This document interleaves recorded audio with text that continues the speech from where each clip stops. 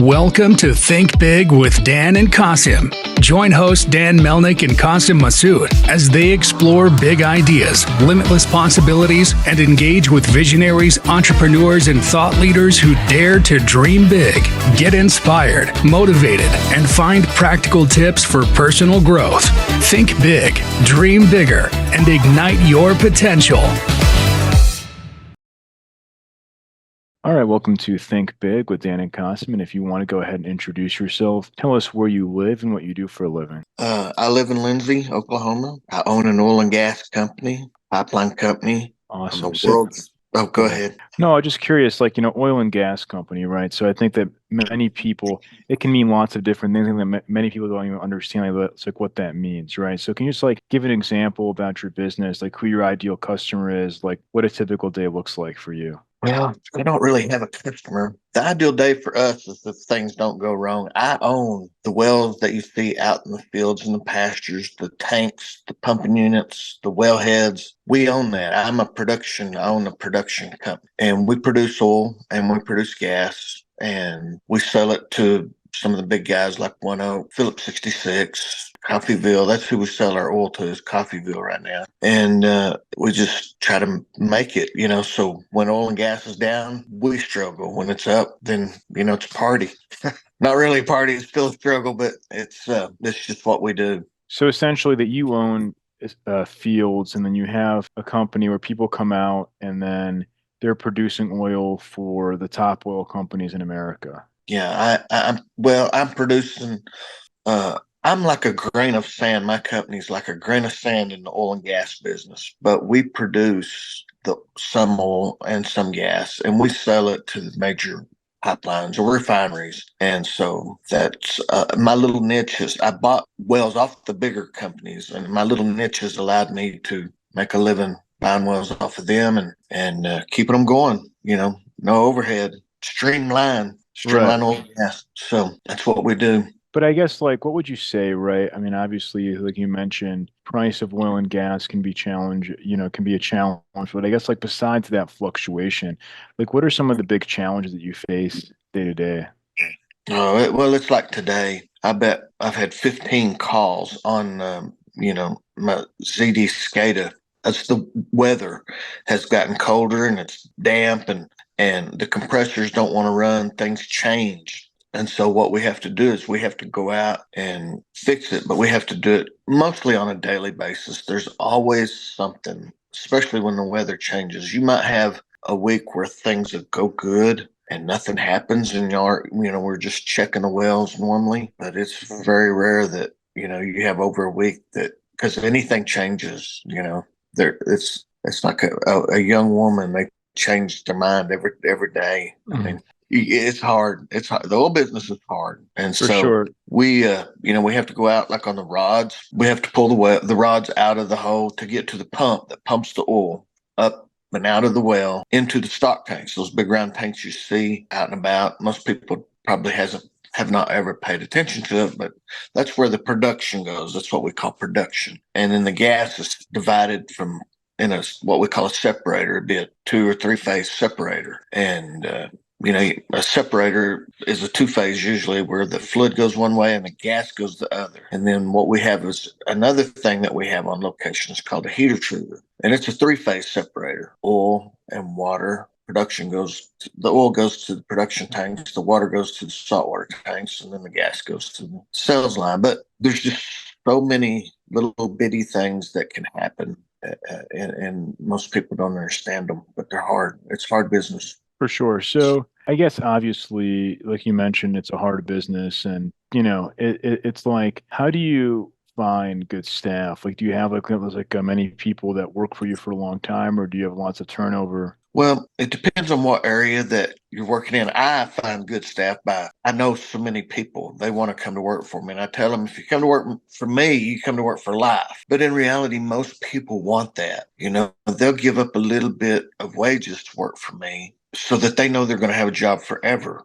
And so the guys that I've employed, I've had them years and years and years, because we work together as a family, because that's what this is. It's a little small family business. And so the other guys, that they're so big, and you probably see it. Everybody sees it from time to time where the big guys sell this field and they buy this field and they merge and this and that. And well, oil went down, so we're gonna have to cut 1,500 employees and this and that.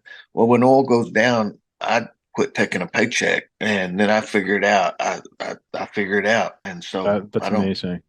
So you're saying So that essentially that you're, I guess like a smaller kind of family business and you're able to keep, people around, because like, yeah, it's different, right? Like you it are is. very heavily involved. Yeah.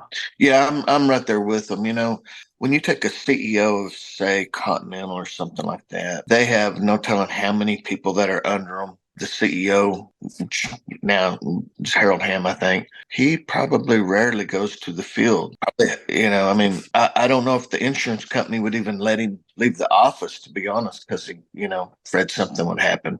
But for me, I'm out in the field all the time. I'm the relief pumper. I'm the roustabout. I'm, geologist. I'm everything. Engineer.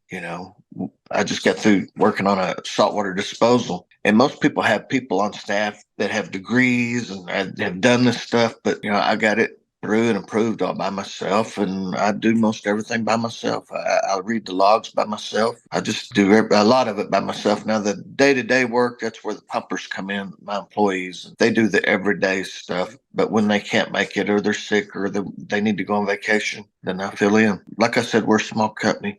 I have probably 12 employees, Okay. so we're not So very big. yeah, I guess like from year to year, do you look at scalability or is it more so like you're like, okay, like let's just keep things consistent because you only have so much bandwidth and also sort of, as you mentioned earlier, that certain things are out of your control when it comes to oil prices, for example. That's a good question. I guess I'm a gambler because if I find something that I think I can make better, I'll buy it. I'll beg, borrow, and I've done that a million times from the bank.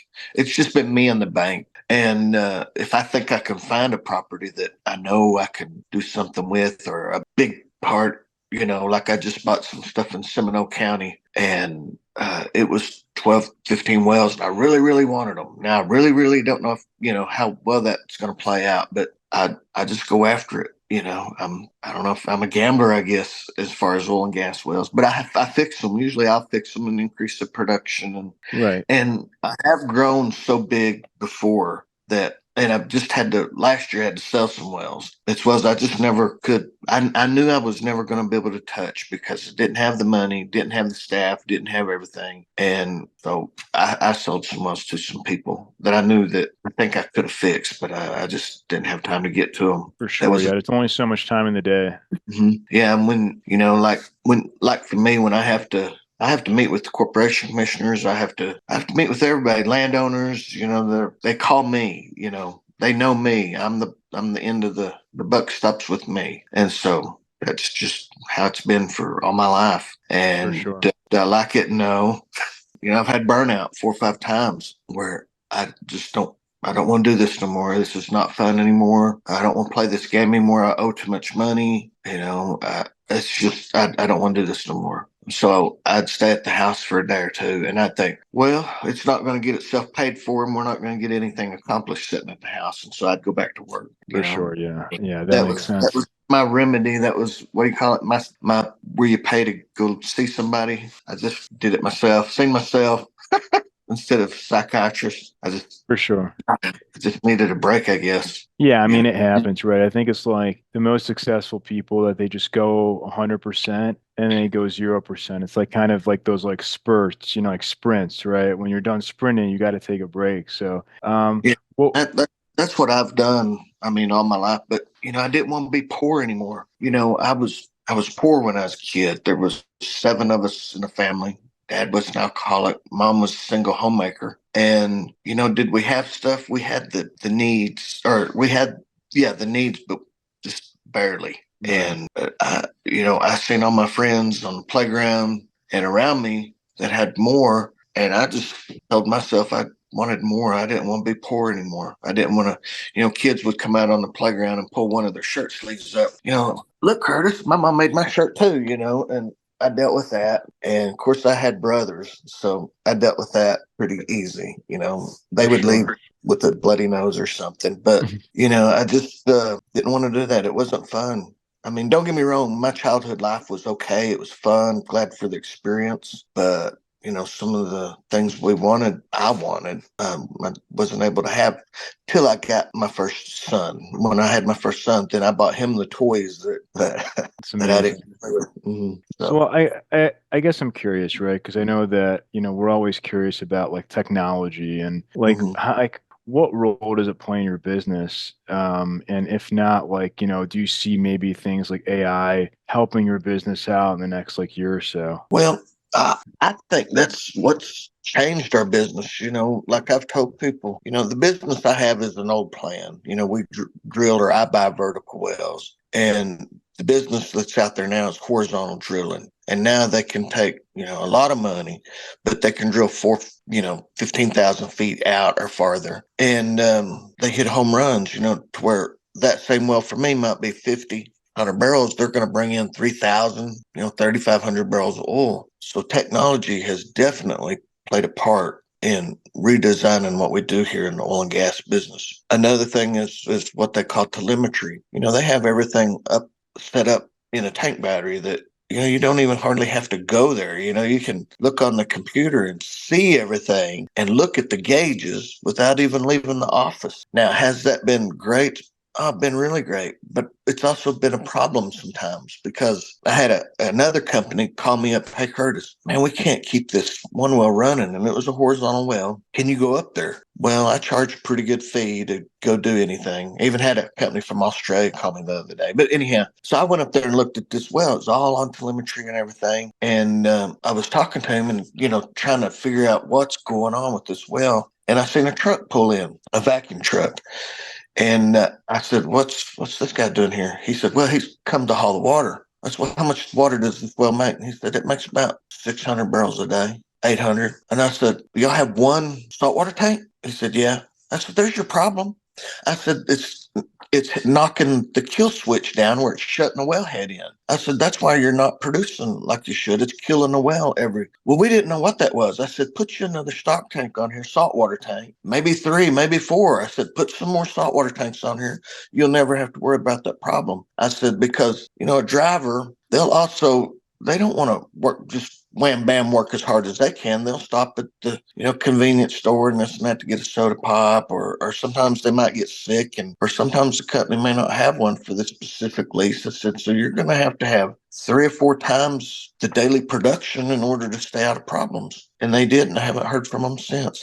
So I guess it worked. I mean, it's just the simple things. Those kind of things I don't have, I can't afford. When you talk about AI and technology, Right. I know they're drilling they're trying to develop new technology with new drilling techniques. Like, how you have a microwave oven, they're trying to drill with microwaves, trying to soften the earth up where they can just move it out of the way. And I don't know if that's going to be successful, but there's lots and lots and lots of smart guys out there that are way smarter than me. I'm just lucky, I For just sure. have, but Well, yeah, they've reinvented the oil field. And my brother, he's even called me a dinosaur. Why do you keep messing with these vertical wells? It's because this is what I know. This is all I know. right. Well, like, what would you say is like the one biggest advice that you wish you knew before you got started in your business? Biggest thing is just remember to focus. Excuse me, focus. I mean, because it's very easy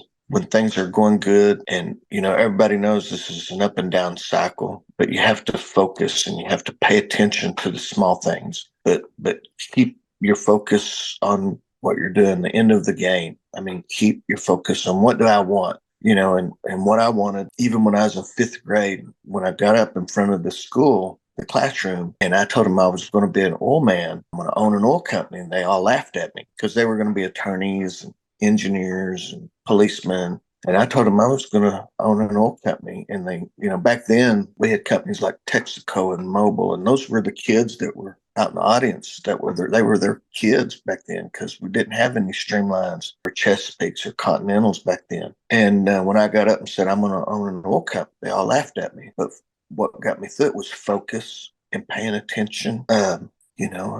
like my dad would always tell me, keep my trap shut and pay attention, because the smallest details can help you out of the biggest binds. And so that's what I've done. It allowed me to sit with some of those companies and visit with them and pick their brain. And when people call me, and they call me quite a bit for problems and this and that, I answer them because I've called somebody when I was doing a lot of it. You just don't know all this, but focus and pay attention. I know that's two things, but focus on the goal and pay attention to what you're doing. And don't just, if you want to be successful, you can't just blow it off. You have to know what you're doing. And I guess that's in everything. For sure. So if somebody watching this wanted to reach out to you, do you mind sharing your website or social media, I guess, best ways to get in contact with you? Well, the best way to get in contact with me, it's hard. It's usually my phone number, but it rings all the time. I'll be honest with you. I write books.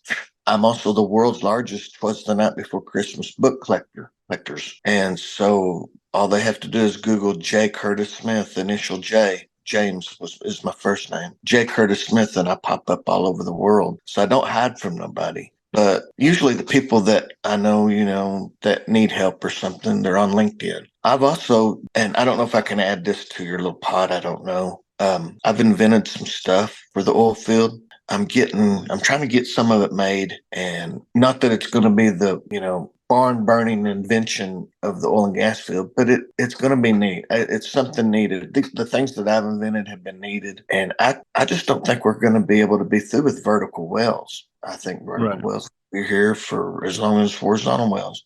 Horizontals will be the big game and vertical will be the little. And there's always going to be a starting point for people. And so, for sure. But like I said, where they can get a hold of me is just they can LinkedIn me. I don't know if that's a word, LinkedIn me, or they can, Google my name, or, just come find me in my office usually. Awesome. Well, Curtis, thank you so much for your time today. We're rooting for you to have a very successful 2024. Thank you very much. I appreciate you having me on, and I appreciate everything everybody does for me. Thank you very much. Of course. Thank you. All right. Bye. Bye-bye.